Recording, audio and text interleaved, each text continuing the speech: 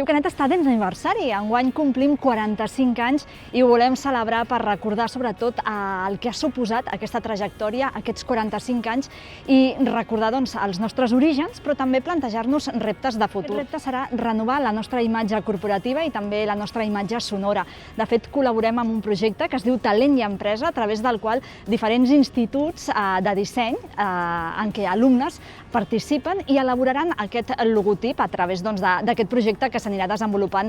durant els propers mesos. No només això, també farem una gran festa, una festa d'aniversari en què volem reunir antics col·laboradors actuals i també